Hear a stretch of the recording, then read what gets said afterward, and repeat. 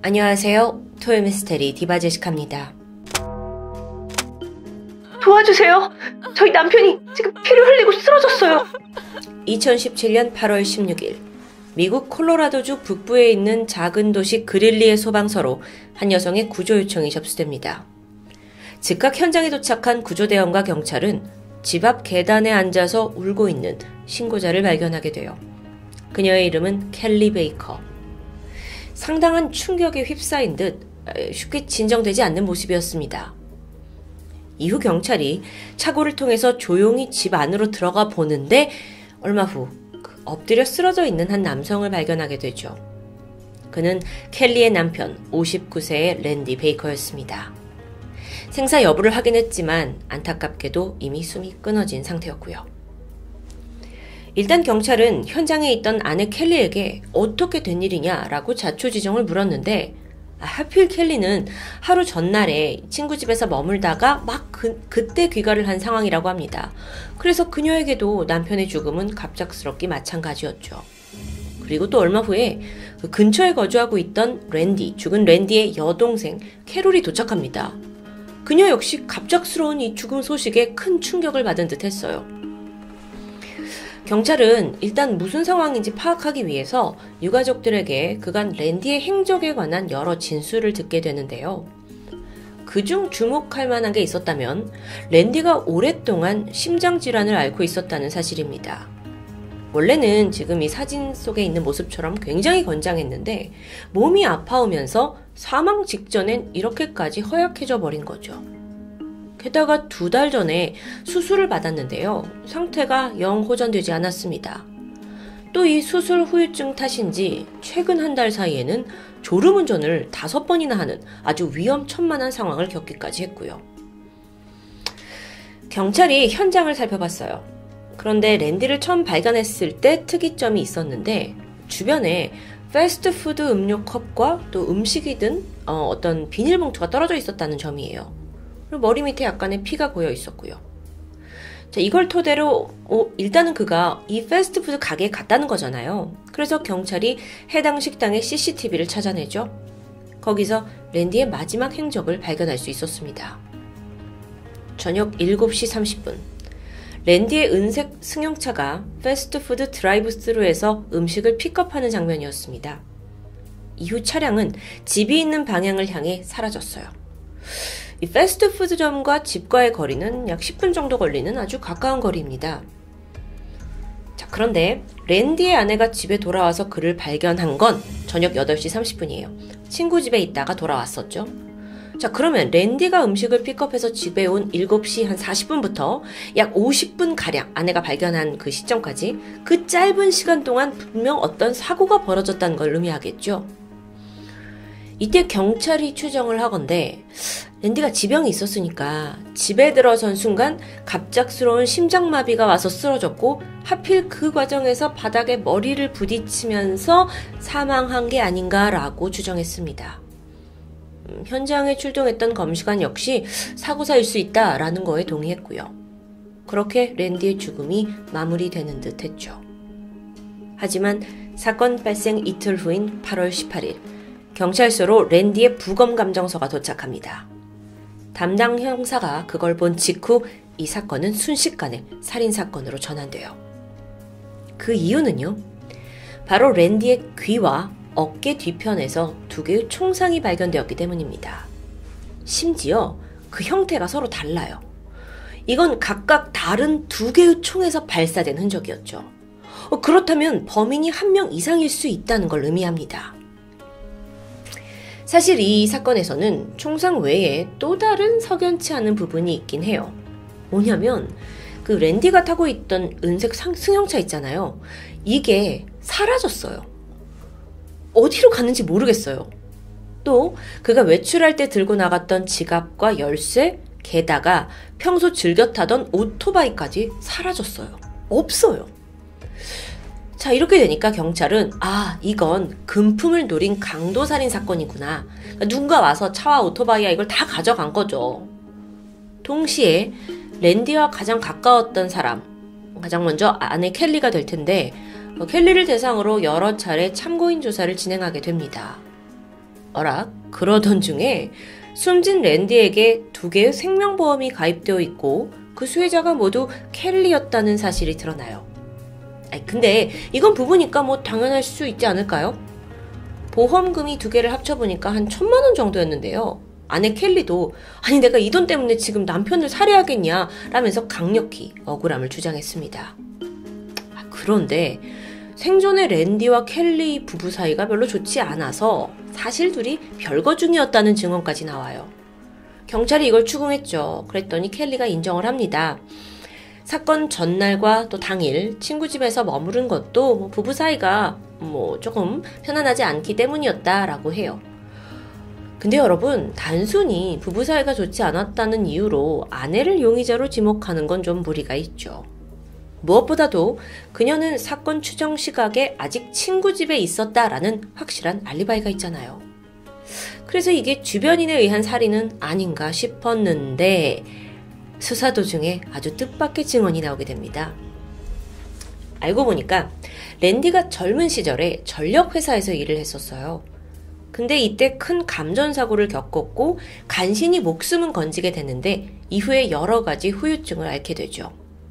심지어 그 고통을 잊기 위해서 마약에 손을 댔고 이게 또 엄청난 중독으로 이어졌습니다. 마약으로 인해 교도소에 한 번 복역한 전적도 있고요. 그 심장이 좀 아프다고 했는데 이 심장도 사실 마약 중독에서 비롯된 병이었죠. 그런데 랜디는 이후 재활을 하면서 조금씩 상태가 나아졌어요. 그리고 이제 죽기 전까지는 자기와 같은 중독자들을 위해서 봉사활동도 하고 막 이렇게 건강한 몸과 마음을 되찾고 있었거든요. 실제로 랜디는 오랜 시간 동안 이 지역을 위해 헌신한 어떤 자선가로 알려지면서 평판이 좋은 사람입니다. 그러고 보니까 원한을 가질 만한 사람이 없는 거예요. 하지만 아내와 유가족들의 생각은 달랐습니다. 랜디가 마약을 복용하던 당시 혹은 그 교도소에 있었을 때 얽히고 설킨 누군가에게 살인을 당했을 수도 있다라는 논리인데요. 여기에 더해 여동생 캐롤도 평소 오빠 주변에 좀 수상한 사람이 맴돌았었다라는 증언을 하게 됩니다. 그래서 경찰이 그 남성을 수소문해보니까 랜디가 마약을 복용하던 때부터 알고 지내던 사람이에요. 여동생 캐롤의 추적에 따르면 아마 이 사람이 우리 오빠한테 마약을 제공하는 브로커일 겁니다 라고 말합니다. 여기에 아내 켈리도 동감을 하면서 이 증언에 힘이 실리게 되죠. 그리고 한 달 뒤 경찰은 아내 켈리를 불렀습니다. 지금 보고 계신 게 실제 모습인데요. 그녀에게 6명의 마약 사범 머그샷을 보여주었죠. 사진들이 쭉 있어요. 자, 켈리가 이걸 보더니 망설임 없이 2번째 남성 사진을 가리키면서 범인이 확실하다고 말했습니다. 그런데 다음 날 경찰이 여동생 캐롤을 또 불러요. 그리고 같은 머그샷을 보여주게 되죠. 실제 장면을 지금 보고 계신데요. 이때 캐롤이 웬일인지 쉽사리 지목을 하지 못하고 머물거리는 듯 했습니다. 팔짱도 막 이렇게 끼고 한참을 있다가 갑자기 경찰한테 내가 기니 할 말이 있다면서 굳은 다짐을 한 듯 것처럼 보였죠. 잠시 후 캐롤이 꺼낸 이야기를 듣자마자 경찰의 얼굴에 미소가 번졌습니다. 그리고는 수갑을 꺼내 들고 말했죠. 당신을 1급 살인공모와 살인 혐의로 체포합니다. 와, 이 사건. 자, 일단 사건이 있던 8월 16일로부터 5일이 지난 8월 21일로 돌아갑니다. 당시의 경찰은 랜디의 사망 원인이 타살이다 라는 건 확신했어요. 근데 총상을 제외하곤 별다른 증거를 찾지 못해서 난항을 겪고 있었죠. 근데 이때 한 통의 신고 전화가 들어왔습니다. 구석진 도로에 차 한 대가 버려져 있다는 제보였어요. 가서 보니까 그게 바로 그토록 찾아 헤맸던 랜디의 은색 승용차였죠. 보니까 잠겨진 상태인데요. 안엔 이미 깨끗하게 다 청소까지 되어 있어요. 발견을 늦추고자 했는지 번호판은 아예 띄어져 있었고요. 정황으로 봐서 이게 살인범과 연관된 거라고 볼 수도 있겠죠. 그래서 경찰이 즉각 이 차가 도대체 어떻게 해서 여기에 버려지게 됐는지 끈질기게 추적을 하게 되고 여기서 새로운 사실이 드러납니다. 알고 보니까 랜디의 이 차가 살인사건이 발생한 직후에 페이스북을 통해서 중고로 거래가 된 기록이 나온 거예요. 근데 이게 정상적인 거래는 아니었고요. 대포 차량으로 이용이 되다가 뭐 어떻게 이렇게 버려진 듯해요. 그래서 경찰이 또 이걸 다 역추적했죠. 그래서 가장 처음에 이 차를 페이스북에 중고로 내놓은 사람을 찾아냅니다. 그 사람이 다름 아닌 랜디의 여동생 캐롤이에요. 캐롤. 아니 분명 오빠가 죽고 이게 도난당한 상태인데 캐롤이 어떻게 차를 구해가지고 판매까지 할 수 있었던 걸까요? 그러면서 경찰의 의심은 여동생 캐롤에게 향하게 돼요. 은밀히 조사를 시작하는데 알고 보니까 이 캐롤이 생전에 오빠와 관계가 아주 좋지 않았다는 걸 밝혀냅니다. 근데 이것만으론 부족했죠.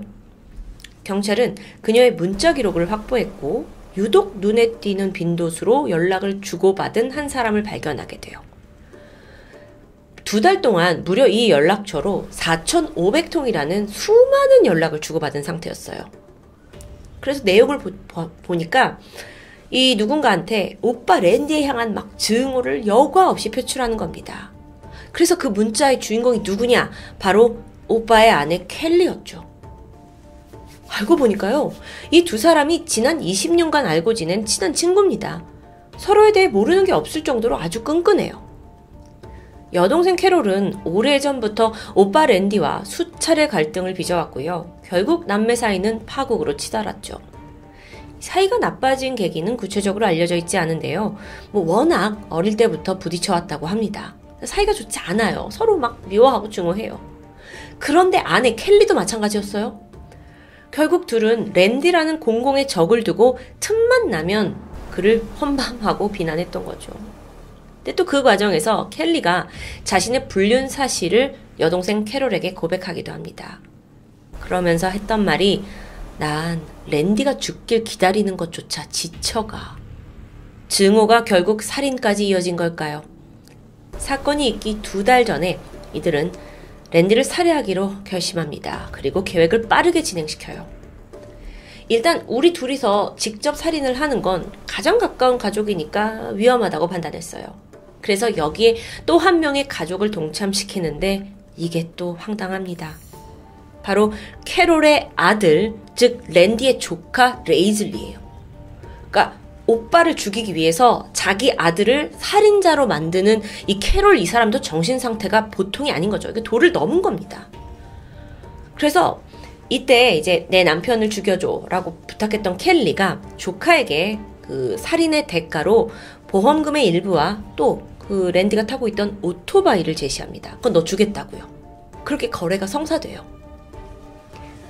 한편 조카 레이즐리 또한 평범한 사람은 아니었습니다. 살인 미수 혐의로 장기간 교도소에 있었고요. 또 무슨 깽단에 속해 있기도 해요. 이런 막장 인생을 살다 보니까 선뜻 야 너 삼촌 죽일래? 돈 줄고 오토바이 줄게 하니까 하겠다고 동참을 한 거죠. 정말 경찰이 전혀 상상도 못했던 전개였습니다. 그리고 여기까지 파헤친 경찰이 무엇보다도 확실한 직접 증거가 필요하다고 생각하게 돼요. 그리고 아주 은밀한 함정 수사를 진행하게 되죠. 우선 무작위로 뽑아낸 6명의 마약 사범 머그샷을 아내 켈리에게 보여줬습니다. 이 6명은 사건과 전혀 관련이 없는 인물이에요. 자, 그런데 켈리가 이때 2번째 남성을 지목해요. 확실하다고. 다음 날 경찰은 여동생 캐롤을 불러서 같은 머그샷을 보여줬죠.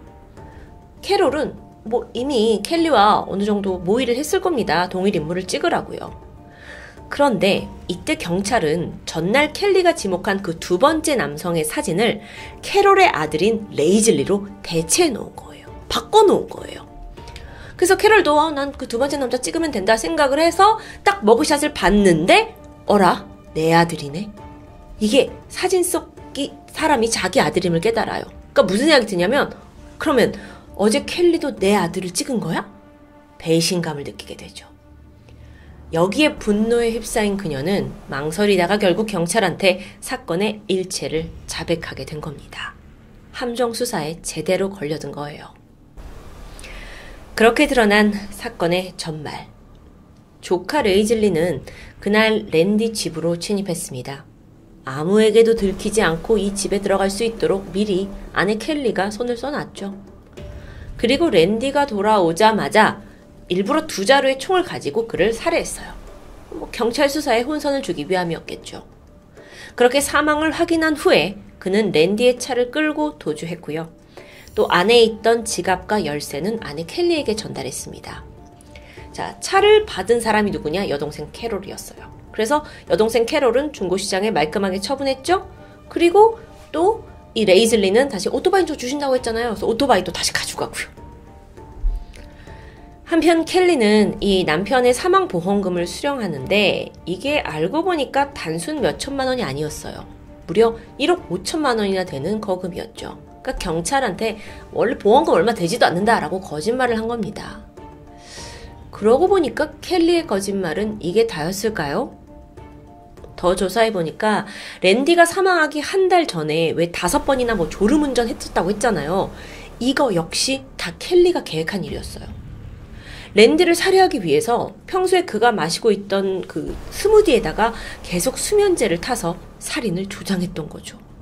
너무 무서운 아내입니다. 근데 도대체 왜 이렇게까지 남편을 죽이고 싶었던 거냐? 후에 진술에서 그녀가 뭐라고 얘기했냐면, 그러니까 남편이 아프잖아요. 그래서 오랫동안 이 남편의 간병을 하고 나는 거기에 지쳐있다라고 말해요. 그래도 불린남도 생겼고, 아니 그럼 그냥 너 조용히 떠나면 되지 않냐 라고 했더니 여기에 대해서 켈리는 내가 다른 남자와 떠나면 랜디가 찾아와서 복수를 할 것 같았고 그래서 죽일 수밖에 없었다 라고 고백합니다.